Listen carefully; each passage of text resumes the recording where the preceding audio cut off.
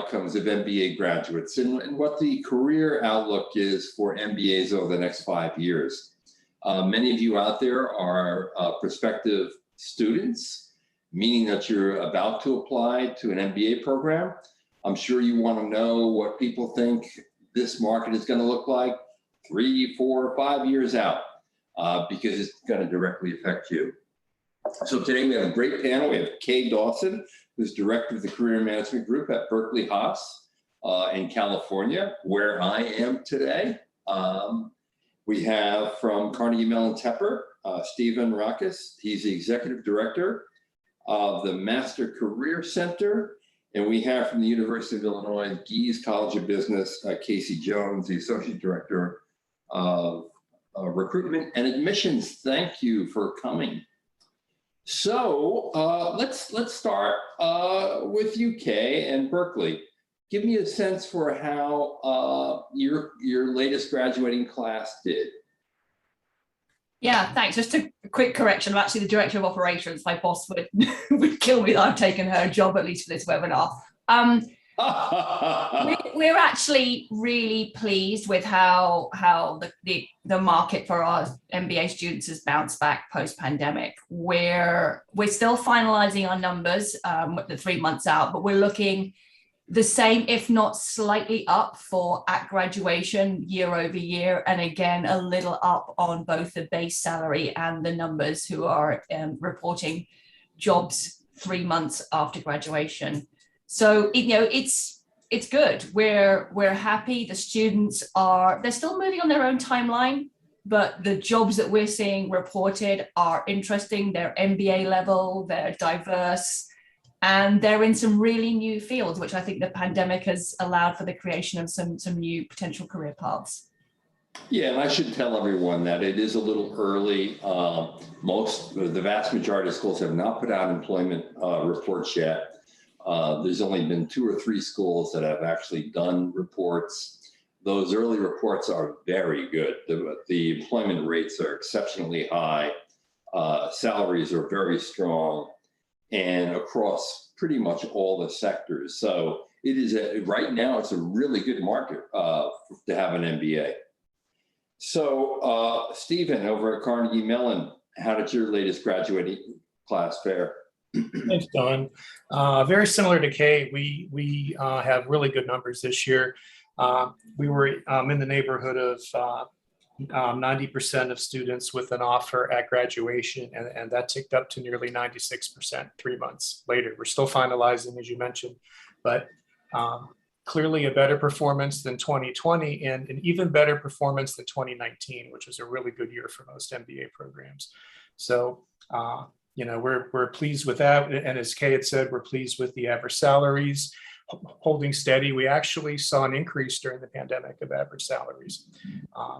And a larger shift of our students moving to consulting, which can impact something like that. So yeah, we're pleased for all intents and purposes. It's been a strong year, and the year that we're kicking off at this point looks to be similarly strong as well. So we're very encouraged by that. Terrific. Casey, how about for you?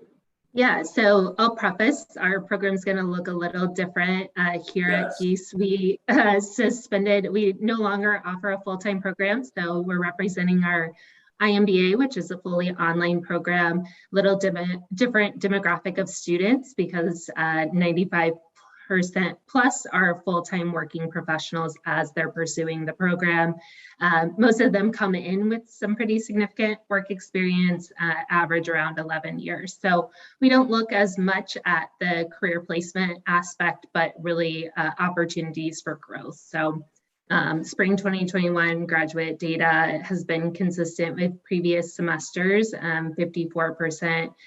Indicating some type of raise, promotion, new job offer during their time in the program. So they don't have to wait till they're a graduate, but really as they're pursuing the IMBA, average salary growth around 21%. And when we're talking about a program with a lower price point, $22,000 total in cost, that's a pretty significant return on investment. So still looking really positive. Right. And Kay, I wonder, what percentage of incoming students really know what they want to do when they graduate? I'm imagining that despite what they tell admissions, a fairly small percentage of people know they want to be X when they finally get the MBA. Is that correct? Funny you should ask, because we're just coming to the end of a 3-month research project that we engaged a member of our faculty and one of our PhD students to look into some historical data to see about those career trends. And funnily enough, it honestly depends on the industry. A lot of our students who indicate at the admission stage they want to go into consulting do actually continue with that path. Where we see people move around is, as imagine for where we are on the West Coast, exactly what in tech they want to do, whether it's a smaller or a larger firm, whether they want to start their own business. And we're also seeing more people getting really inspired when they come here to look at more kind of social impact, impact investing, more sort of meaningful work. And that does tend to change once they get into classes, once they connect with our centers and institutes on campus and their peers and just learn what else is out there other than with a traditional MBA education going into maybe a non-traditional internship or even full-time role. Right. What do you help to do to get people on track? Let's say I come into the program and I may think that I want to do X, maybe I want a product management job in a technology company, but I'm not sure. How do you help me figure out what's really best for me? I think we're not unlike a lot of peer business schools in that there's a very standard, it's not mandatory, it's definitely kind of choose your own adventure careers curriculum, which covers off the basics that everyone, I think, irrespective of whether they're an MBA or not, needs to understand. And that's about how to present yourself online and in person through your kind of tell me about yourself speech, your marketing materials, resume, LinkedIn, and then just lots of industry panels, exploration, webinars, meet and greets with peers for at least the full-time MBA program second years who just come back from their summer internship and alumni, just to really get beyond the kind of the stock company presentations and understand, the big question a lot of people who come into our world ask is like, well, can I be a product manager? And what's the difference between a product manager and a product marketing manager? And how does that differ from company to size of firm? So really kind of pushing back on the student to say, here's all the resources, go and do your exploration and then come back with your hypothesis and act as your sounding board and then tweak and kind of provide different kind of bumper rails as you continue on your exploration. We use a number of kind of personality questionnaires, Gallup Strengths Finder, values in action, just to really help students understand what their real motivators and drivers are. And if that's money and prestige and job title, that is okay. We'll help you find a career path that meets those needs and those values. And then just gradually partnering with them in a very kind of customized, at their pace way to help students work out what their summer might look like, what they're wanting to test with their summer, and then whether it was a good experience and they need to accept an offer or pivot and do something different in time for graduation. Right. Stephen, how about at Carnegie Mellon? What percentage of incoming students know really what they want to do? Do you have an idea? I think my idea might be lower than what our average student would say for many reasons, but I would say at least half of our students will come in without a firm, clear exit goal, but they know they don't want to do what they've already been doing. And I say that's a great place to start, right? Yes. MBA is really a pivotal experience, and it's one of the few times where you can make a complete pivot industry and function, and many recruiters are expecting that. So, we encourage them to be open to the experience. We do a lot of the things that Kay mentioned as far as self-assessment. We work hand in hand with our professional clubs to sort of curate experiences to help expose our students to different career paths. And by the time we get to this time of year, we're coming up on fall treks, and that is where they typically have to pick a path and go on a particular trek. But now with everything being virtual, our students can do more of an a la carte sort of a trek experience. So we're prepared to meet them where they are. We have students who very clear path they're heading toward. Great, we'll get them working with one of our industry experts right away. Others need to do more exploring. while there's not a ton of time in the MBA universe to do that, there's enough time in the fall to get your feet wet in a number of different areas. Yep. And Casey, even though your students are fully employed, I'm sure a number of them are entering the program thinking they may use it to transition into something new. Do you have a sense for how many people actually have that sort of mode of thinking when they enter the program? Yeah, we see a large number of students, particularly with really strong technical backgrounds, that are looking to move into management and leadership type of roles. So that's a large percentage, but also those considering some type of significant career change. So one of the biggest assets that we have is partnering them with other students in the program that pursue something that matches their interests and passions, letting them explore a little bit more in some of our focus area specializations, and really determining whether that interest that they have truly is a good fit following completion of the program or that particular specialization. We also see a lot of individuals. I think the pandemic has brought out more a focus on pursuing your passions and entrepreneurship. And so that's a good chunk of individuals in our programs as well. Right. And in terms of your 8 specializations, I'm thinking, I wonder how many people take a specialization that's different from their own career, their current career. Yeah, I don't have any data to back that, but it's a question I get a lot. Like, I've been working in marketing. Should I take a digital marketing specialization or do something outside of my comfort zone? So that's actually a really good question that I would love to follow up on internally. Because that would give you a clue as to how many people really kind of want to transition to something new and different from what they're currently doing, really. Yeah. Sure. Interesting. So, Kay, in terms of entrepreneurship, your school is in the Bay Area, obviously not far from Silicon Valley. Here, it's startup land. I bet you there are a lot of students who come to your school thinking they're going to do this, and then they end up doing that, and that can often be working for a startup, or it could be pursuing your own startup, given the sort of infectious feel there is for entrepreneurship in the Bay Area. Is that often the case, or is that kind of overestimated? I would definitely say, at least for the full-time MBA, there is a definite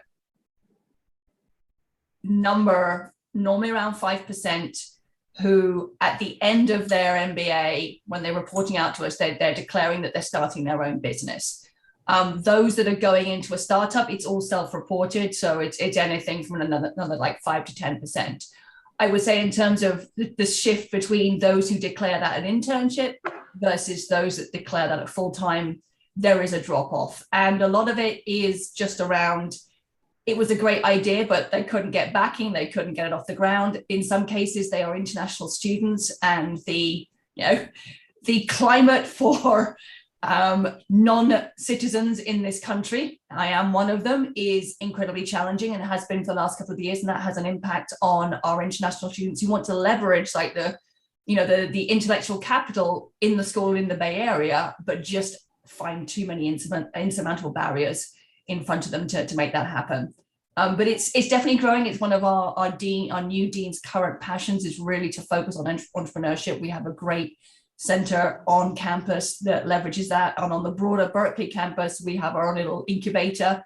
So it's definitely a hub for students who want to explore that side of what the MBA skill set will give them in terms of starting their own business.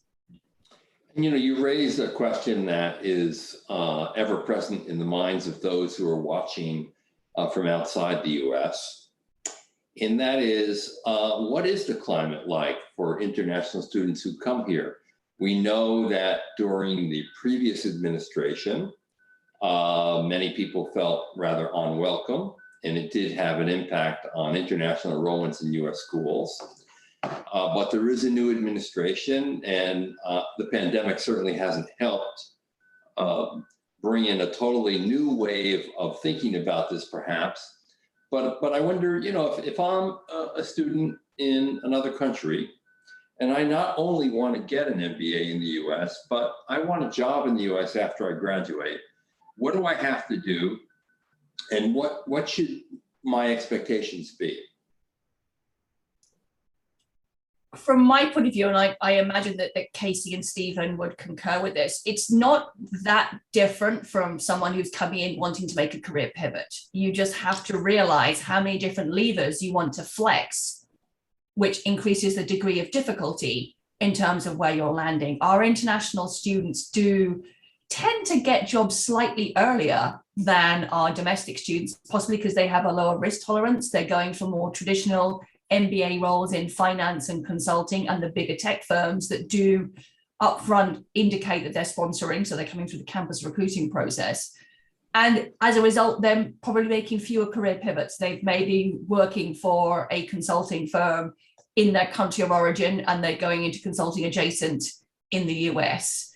I got here by networking my way into an organization, and I would say it's the same for students. If you want to make a change, it's possibly not your immediate post-MBA job where that change happens. You may have to be slightly more adjacent to the career and the discipline, the skill set, both hard and soft skills that you're coming from, and then use that second job change post-MBA to really make a transformation once you've established your credibility in your home country and your home firm.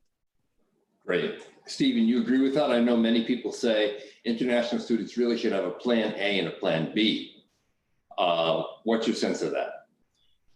I think that's a smart strategy. I think Kay hit it on the head that you're looking at the long game, and what we've seen, and how we'll coach our students is to have that plan A and plan B, but also make sure that both are achievable in the US if that's really the goal. So sort of working with the framework of a student who absolutely wants to remain in the US. Certain industries have historically, even through the constrictions recently, consulting, tech, to some extent financial services have certainly remained welcoming to sponsorship. If that international student wants to work in certain aspects of healthcare or consumer goods, then they're more likely looking at a home country job search, or perhaps somewhere else abroad that just is more amenable to, wherever their current citizenship is. So yeah, plan A and plan B are important. And luckily for Tepper, our top two industries are consulting and tech. So, our international students have found a lot of success. And within the past year or two, despite the challenges of the pandemic, the rate at which each group receives and accepts offers has leveled off to be more equal. It was in the past, our international students 10 years ago would receive and accept offers at a greater rate sometimes than our domestic students. And then that dropped for the past few years, and now it's more leveled off and equal. So those are all really good signs. When our team is talking to international candidates, we sort of provide them that feedback and help them decide if the industries where they're most likely to find a job in the US are the industries they're really interested in. Right. And I know you have a new entrepreneurship center in your brand new building in Pittsburgh.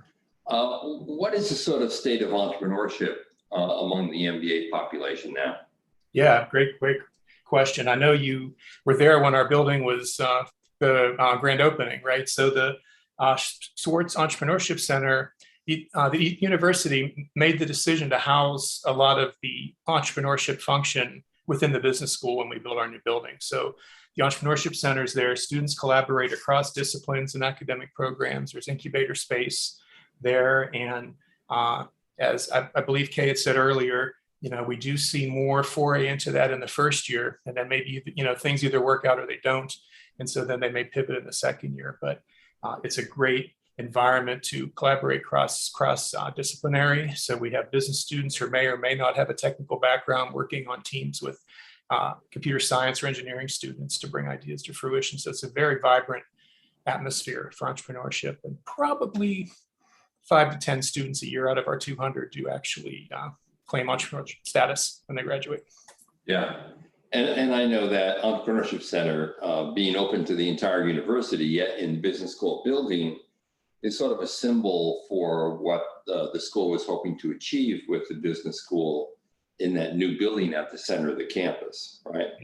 Yeah, a hub of collaboration, entrepreneurship, and innovation. Casey, I've met a number of your students who've actually used your program to actually launch companies. And I don't remember if one of your specializations is entrepreneurship, but what kinds of help would you give one of your students who's interested in actually doing a startup? Yeah, that's right. So we have a full focus area specialization in entrepreneurship and innovation. So of course, that's first piece of advice. Second, and you'll hear me say it again and again, but talk with our current students, with our alums that have pursued some of those opportunities and their own entrepreneurial aspirations. We're always happy to help foster those connections. We don't provide some of the traditional career services that you might expect in a residential program. But again, the connections that you make through the network are what we find is equally, if not even more valuable. Right. And Kay, I wonder what employers expect from your graduates. I mean, there are endless studies about what employers want from an MBA hire.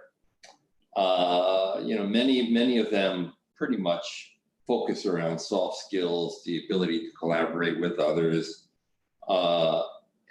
and tend not to focus actually on the technical skills. What do you think employers want when they hire a Berkeley MBA?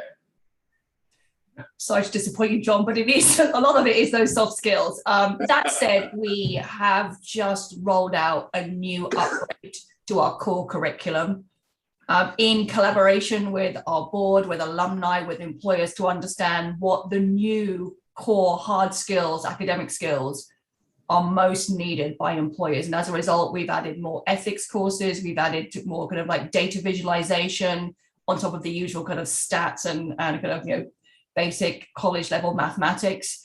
But it does come down to how students are actually deploying those skills in the classroom in a more collaborative environment. So we focus on lead communications. We build out students' ability to tell a story through story salons organized by students, and story practice and how to construct your identity as a story in the careers curriculum.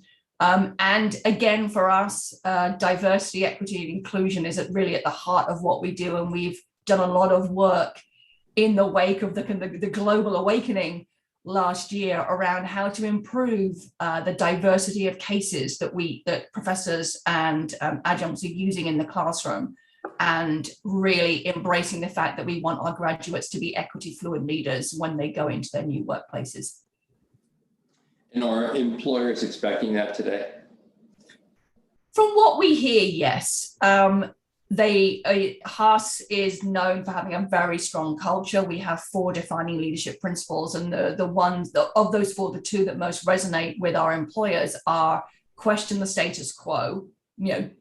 Even in the interview stage, don't just accept the answer or the question as rote. Challenge, push back, and ask for clarification, and offer your opinion without an attitude, but based on data and your own experience. And I think that's what, as an ex-employer, I spent years working for GE hiring MBAs. I wanted people who just didn't, recite the corporate homepage back at me. Employers look for people who come with intelligence and are going to add something beyond just, I will carry on with the norm. We're in a very transformational time in, I think, the economy and the business environment. So employers want people who are going to push those boundaries and do it in an inquisitive and informed way. Yeah, absolutely true. Stephen, I wonder what your perspective is on what employers expect from your graduates and what they get. Sure. I think Tepper is pretty well known to produce strong analytical decision makers, right? That's a brand that's been developed and maintained for many years. What we've been doing most recently is thinking about the transformations that are taking place, as we said earlier, and where business is heading, and kind of realizing, we've been teaching cutting edge things in addition to sharp analytical tools, right? We've been incorporating AI opportunities in robotics or blockchain for some time now. So we've launched the Intelligent Future brand, and what that's representing is, we see the future as being informed by data and empowered by technology and inspired by humans, right? And so we're working to hold on to the analytical piece of our brand, but also produce graduates that are good communicators, decision makers, leaders. Since we're a smaller program, there's a lot of opportunity for leadership development within the program for students. So, we're really hitting upon our interdisciplinary opportunities and sort of producing well-rounded graduates that might not have been the perception in the past. Right. Why don't you define what the intelligent future is? Right. This is sort of leveraging all of these technologies that are at companies' disposals now, and many of whom are still struggling with how to apply them, right? The implications of, as I said earlier, blockchain, analytics, artificial intelligence across industries. I saw someone had popped a question in the chat about supply chain future. With the shortages that we're experiencing, think about the opportunities with AI to improve the supply chain, right? So we see all of this as part of the intelligent future.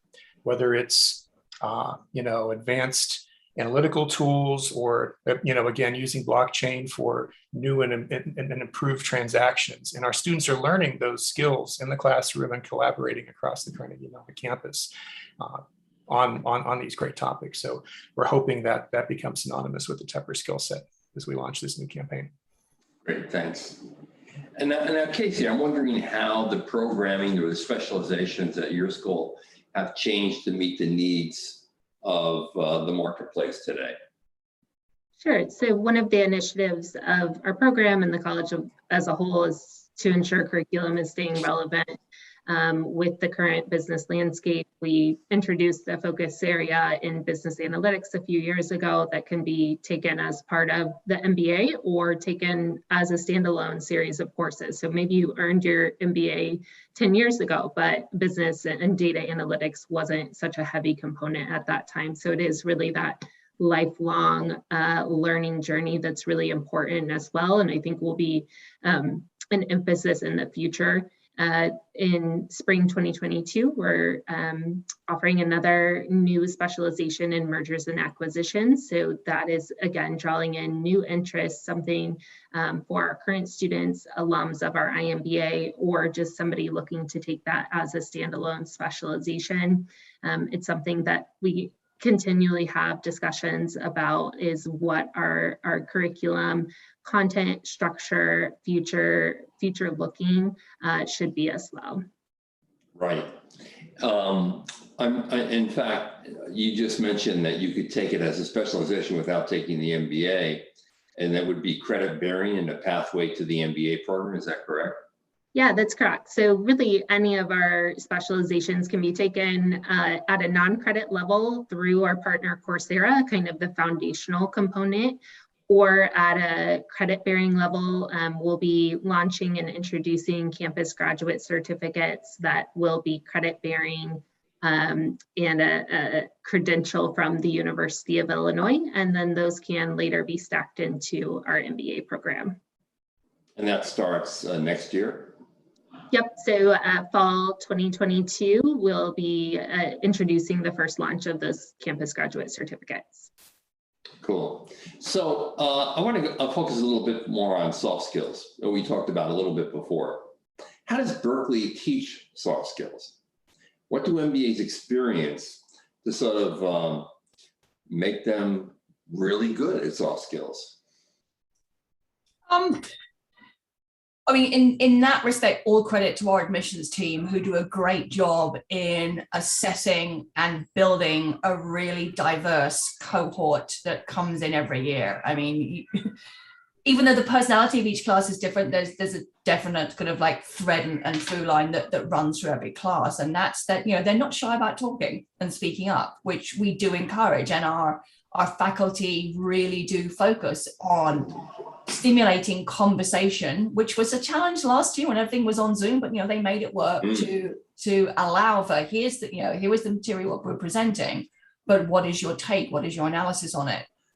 We have, again, a sort of strong focus on more group-based development of soft skills, taking the academic material and then transposing it into a group environment. As I said, we have our leading people, which is basically take what you thought about management and you've now found out it was wrong, and reframe your perspective on moving from an individual contributor to a leadership role.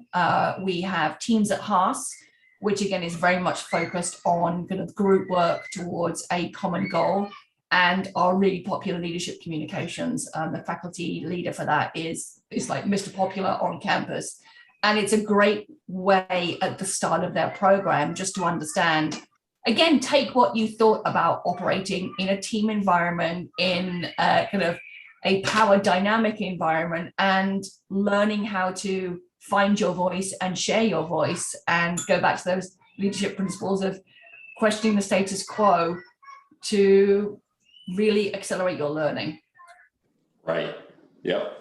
And Stephen, it's interesting to me that in the new branding of the Tepper School, the Intelligent Future, even though you're saying you teach a data-driven approach to decision-making, you make a point of adding the human element to it, meaning that data can only serve you so well that ultimately people make decisions.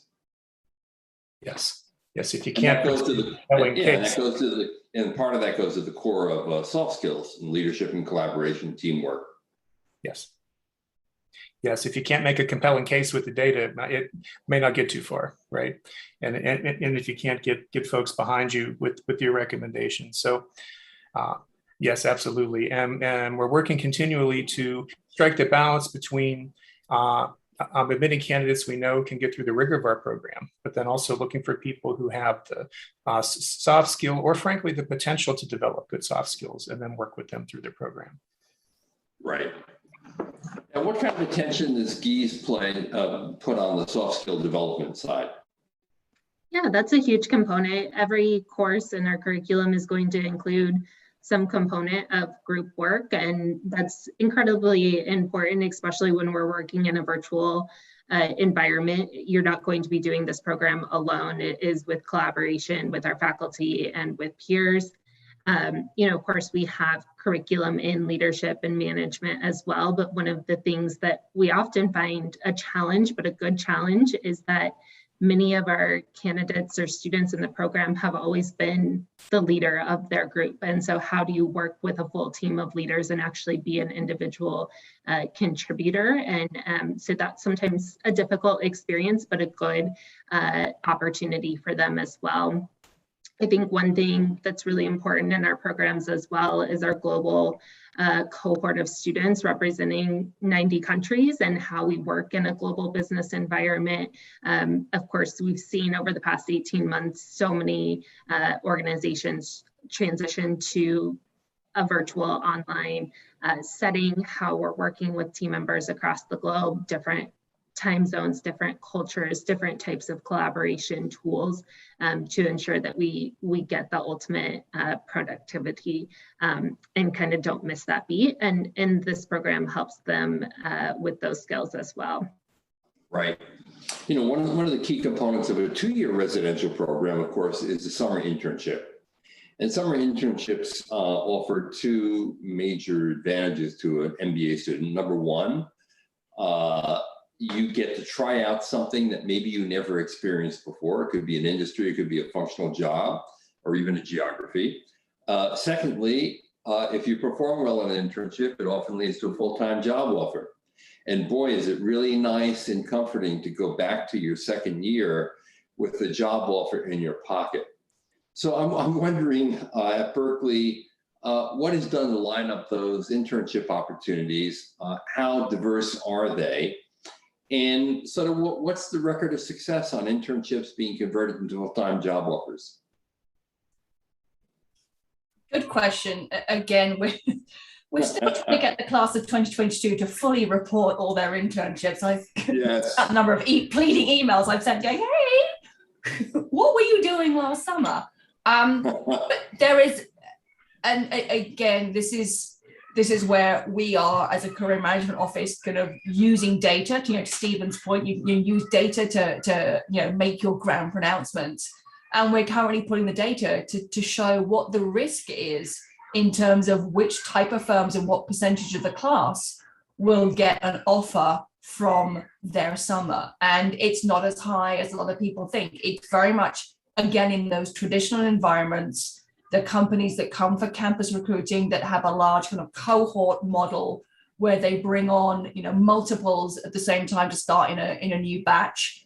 But a lot of our students are looking into very, as you said, John, they're testing something over the summer. They don't have a lot of proven capability.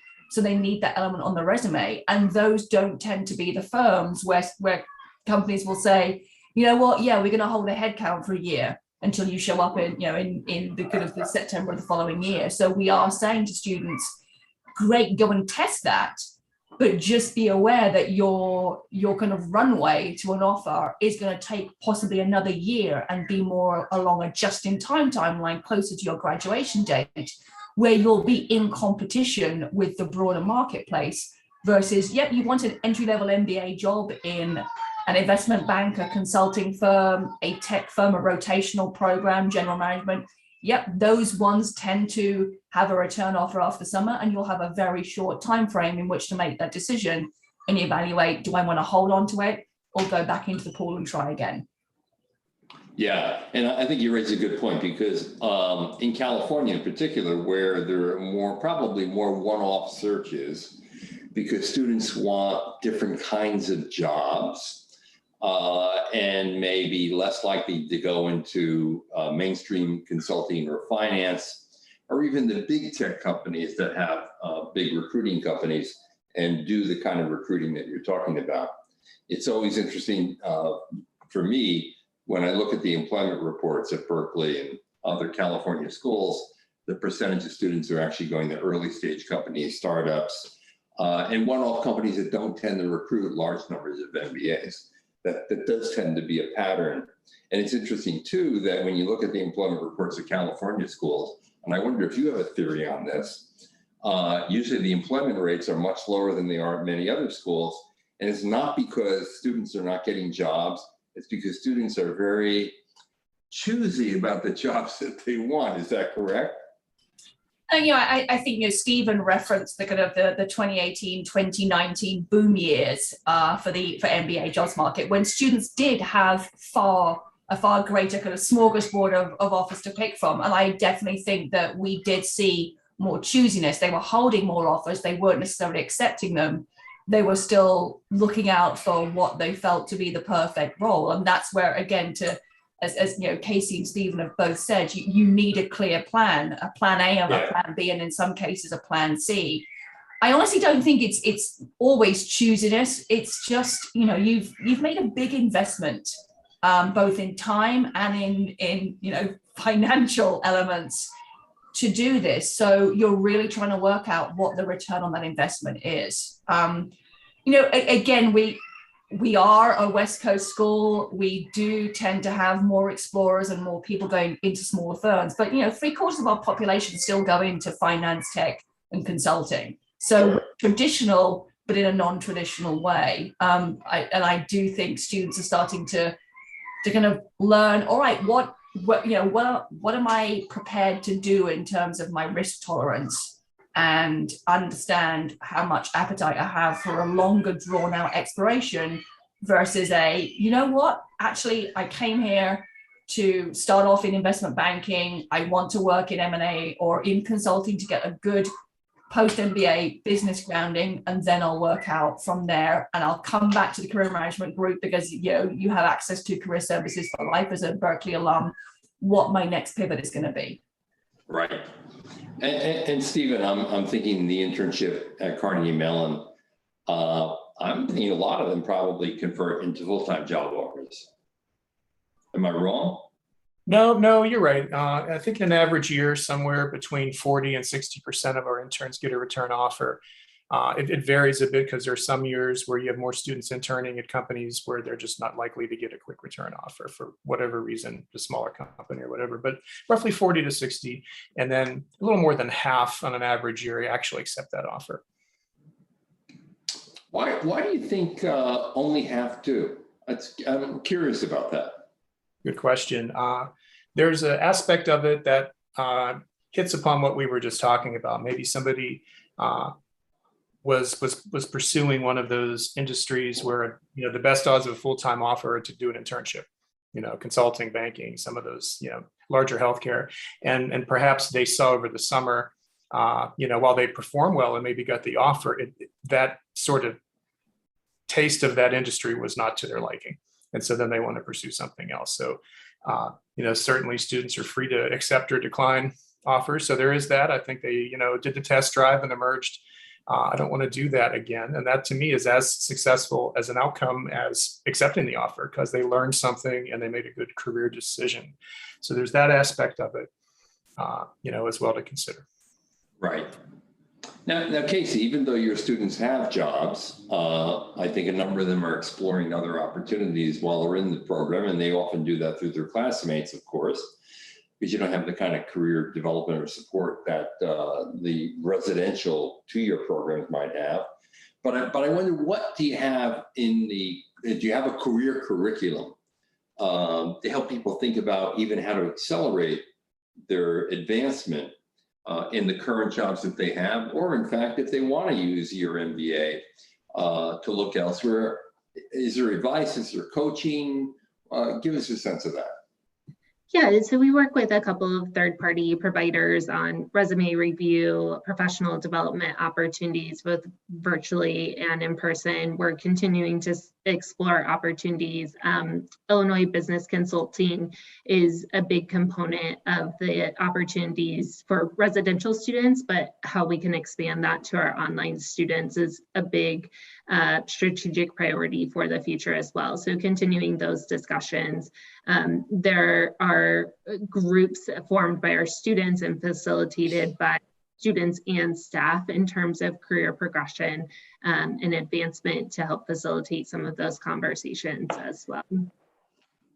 So let's take just a moment before we close and say what you expect of the marketplace in its, you know, expectation for MBAs.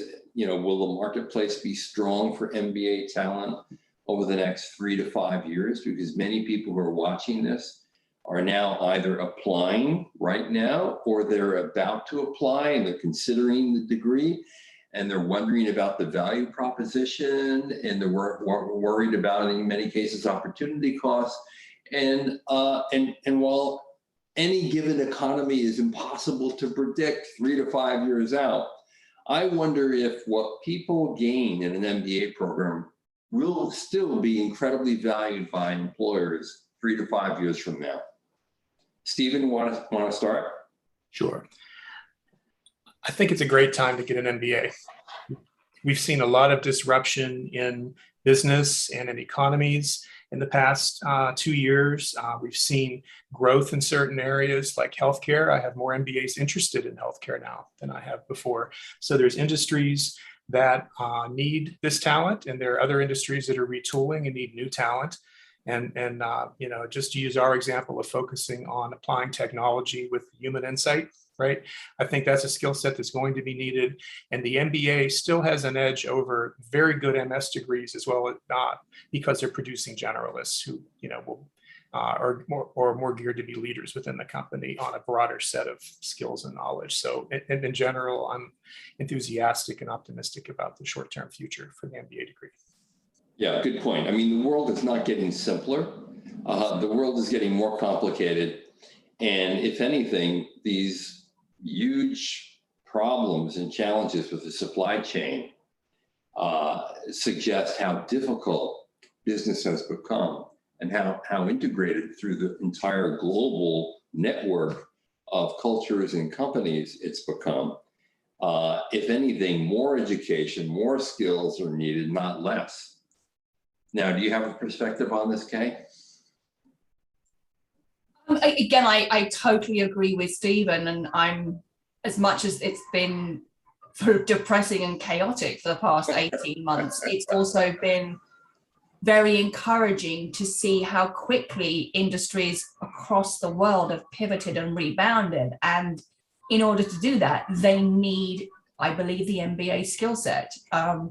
It's one of the best ways, I think, to take somebody quickly from being an individual contributor to having a strategic leadership role.